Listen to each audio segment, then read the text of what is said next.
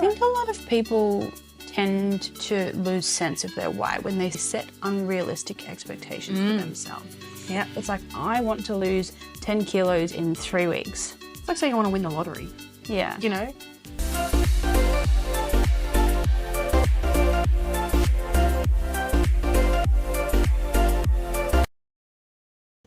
Hello and welcome to another vlog on YouTube and podcast on Spotify by the Fit Minds podcast. Coach Mariah Jean and Coach Chloe Jane here. Hi.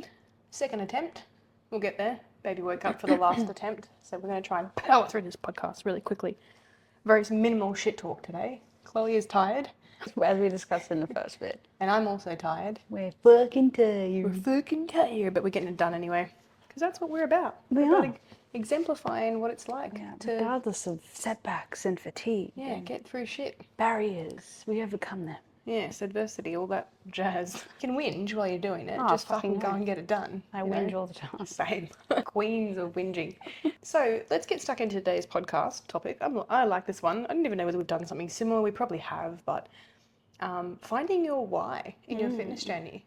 A few tips on how to find your why, what it could look like, because obviously we can't really decide that for you.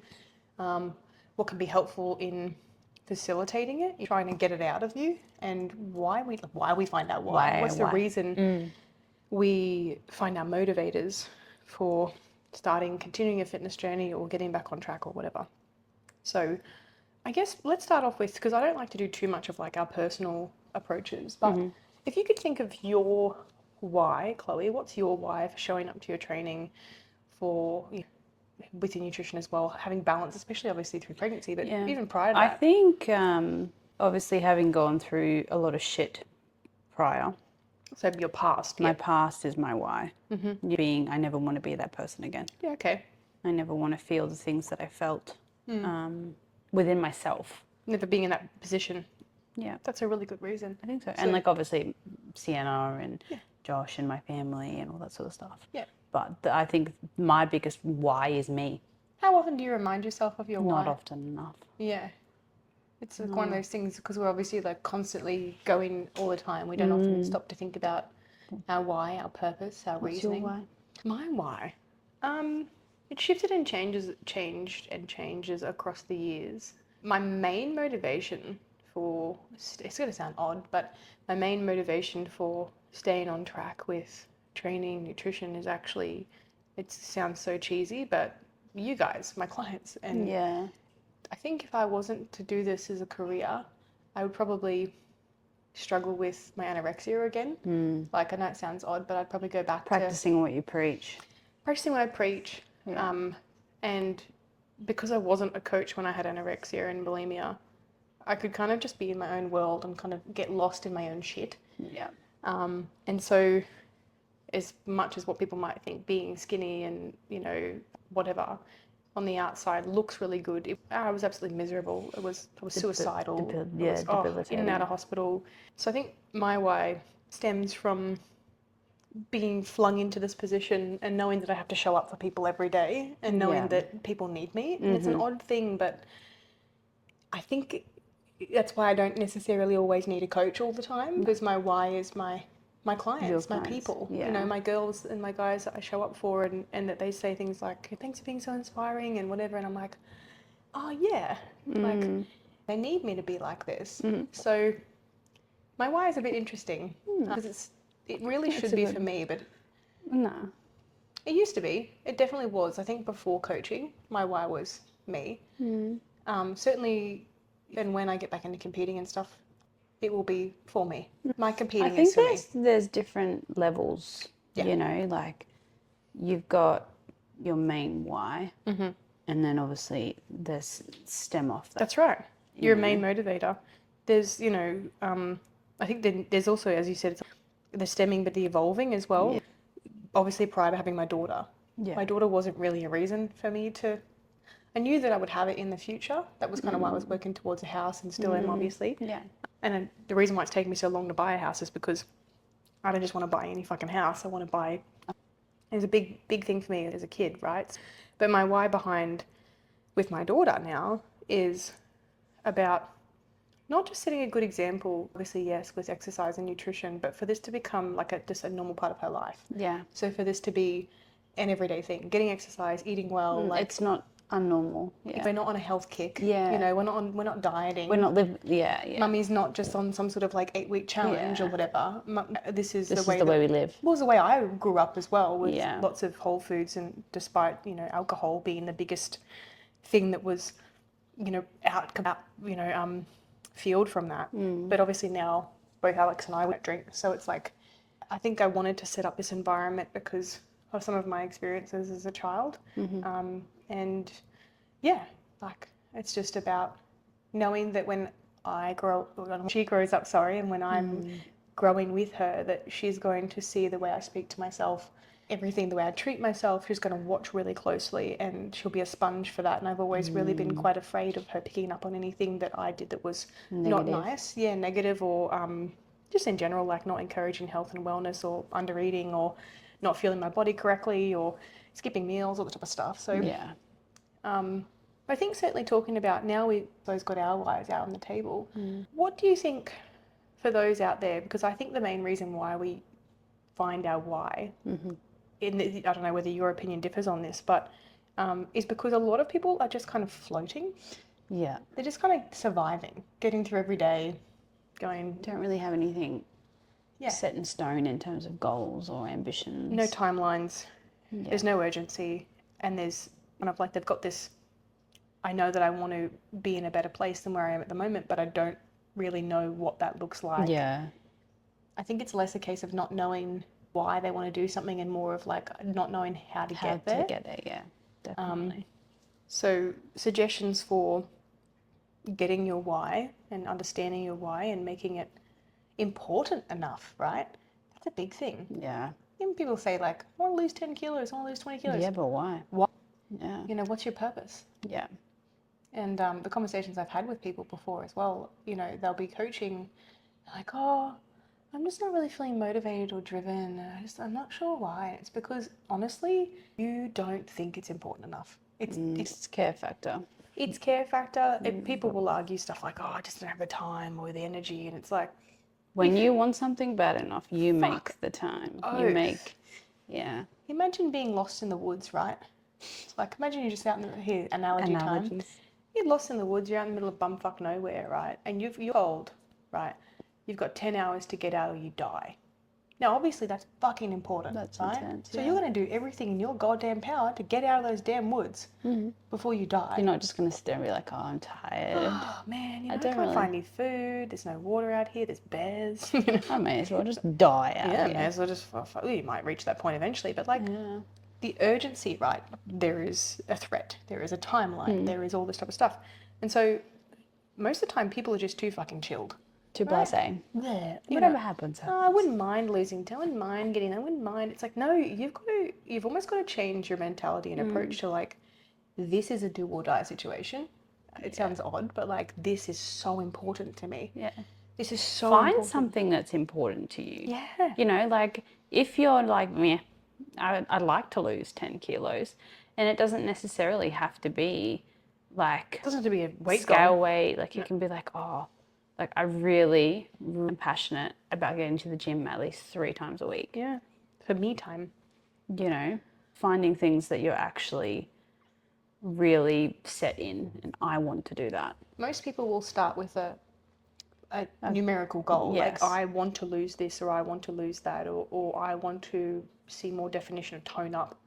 Please stop saying tone up. It's such a common We phrase. still get it. I want to, it's like this very starts with very surface level, then you dig a bit deeper. You're like, I think a lot of people tend to lose sense of their why when they set unrealistic expectations for themselves. Yeah. It's like, I want to lose 10 kilos in 3 weeks. It's like saying I want to win the lottery. Yeah. You know? I want to win the lottery. So does everybody else, motherfucker. You're not going to actually win the lottery, though, right? I want to win the lottery, but I don't want to buy a ticket. Don't want to buy a ticket. It's pretty much it. Yeah. And we're not here to just make fun of you and, you know, like, you know, ha ha ha, dangle the carrot. But yeah, if you experience this quite a lot with clients, I'm going to call my clients out a bit for this. Sorry, guys, pretty brutal. But where I get to check in sometimes and I'm like, you are dancing around this. You're just dancing at the moment. This happened and this happened and this happened and this happened and this happened and this happened and this happened. Okay, how important is this to you? This is really odd, but Alex is a really good example of somebody who, the moment he sets a goal, He'll do it. he's almost too good at hitting stuff. Yeah. And it's not because he's talented or smarter than everybody else. He's just very driven. He's incredibly driven and he doesn't break promises to himself. And so he's actually really bad for this, because it then means that if someone... It becomes his whole... an obsession. Yeah. If someone says, stand on your head and juggle eggs, it'll, get you to your goal, he'll do it. If someone says, cover yourself in black paint and, I don't know, dance around the halls, like, he will do it. No joke, no matter what you say to him, I discovered this because he was a client when I first, when you first met. got to know him and stuff. And he just followed the plan to a T. For 12 weeks, and I was like, you are fucking weird. Yeah. That's good, but what is going on here? Yeah. So it's not expected. The thing is, he was set up for that as well. There are mums out there, right? It's like, you could have all your best intentions of the week for things to go perfectly, and they don't. Yeah. A hiccup happens, your kid's child sick, gets sick, you gotta get them from the daycare, they get injured, they are clingy, you have a they sleep just have a rough disruption. week. Yeah. And so it's not a really good example to compare to people who don't have these significant adversities. But amongst that, we must remind ourselves of our why. Often, do you think? Oh, at least daily. Yeah. If you don't get up in the morning, of course, as a mother, the last thing I think about is myself in the morning. Yeah. It's like immediately my baby. Coffee is actually the thing. I was going to say, I was like, how much longer can I sleep? Coffee and baby. But if you don't think in your mind, what am I doing today to get me closer to my goal, whether it be exercise, whether it be nutrition, at least once a day, then you can kiss your goals goodbye. It needs to be a daily reminder. It's like going to the toilet, having a shower. I used to find that throughout the week, I would be really good at reminding myself. And then the weekend would roll around. And your why would kind of... Yeah. Do you think as well with that mentally, because I was very similar years ago and shifted away from it because I started almost thinking that and understanding how that was my downfall. Yeah. So I would practically say to myself, those 2 days, if I let go of them, those 5 days meant nothing. Yeah. I'd actually literally be like, you just worked hard for fucking 5 days. nothing. Yeah. And that was enough of a threat to encourage me to go... To stop. Yeah, not to stop, but to kind of find balance on the weekends. Yeah.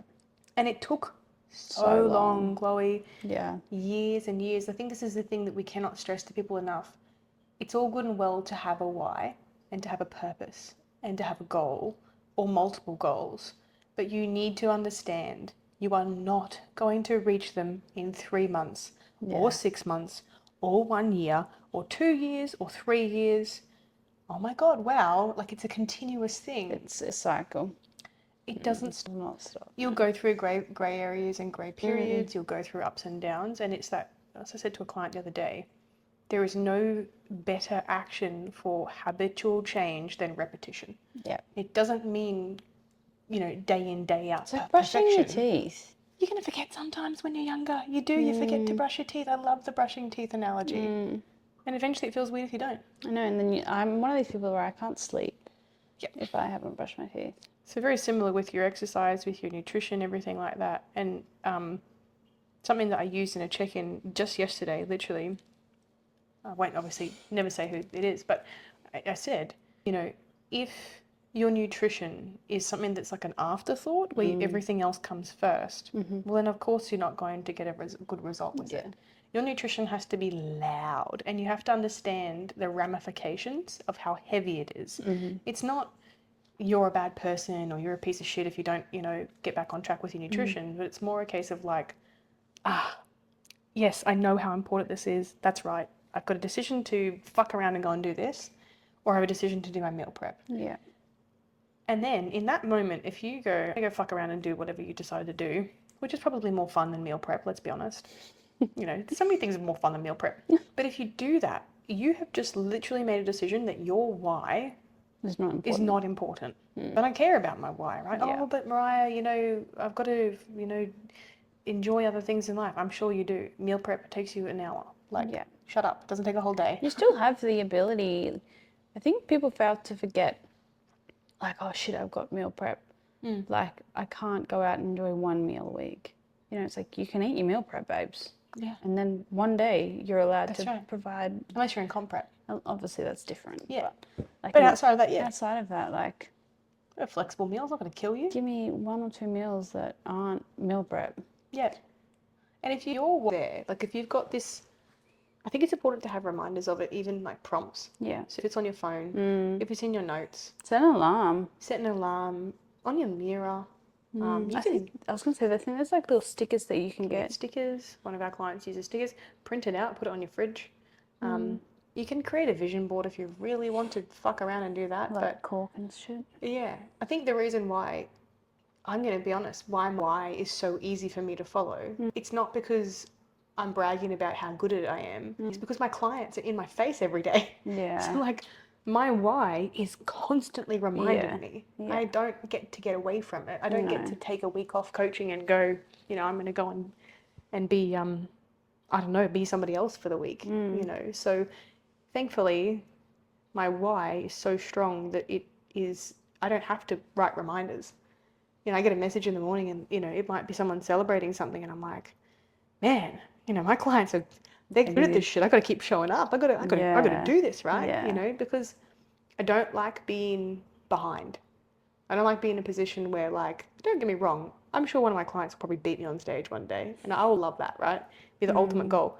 But like, there's that kind of nature that comes out of you where you're like, all right, I just have to show up. I don't have a choice.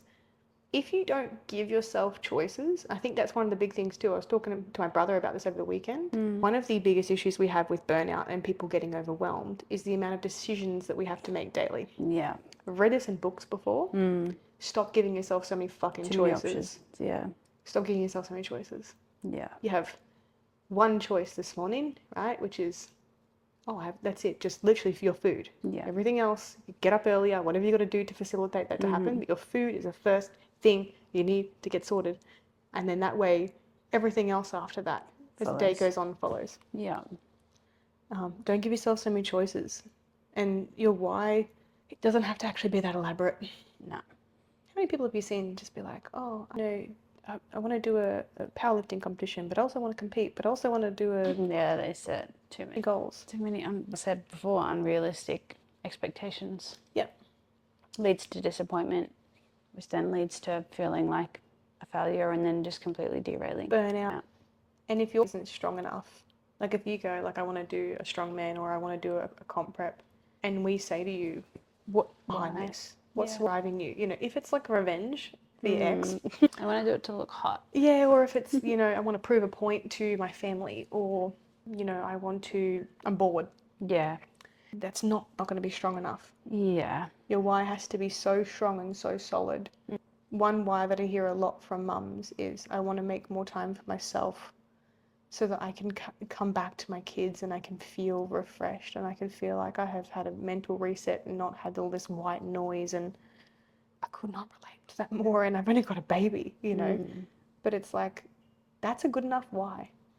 If you're saying to yourself by the afternoon or even midday, whatever time, and you're like, fuck, I'm irritable, I don't know what I need. It's like, okay, if you can just somehow get that connection in your brain where the light goes off and you're like, take a breather. Yeah. And that breather might be going to the gym, or that breather might be prepping up some meals and feeling accomplished for it.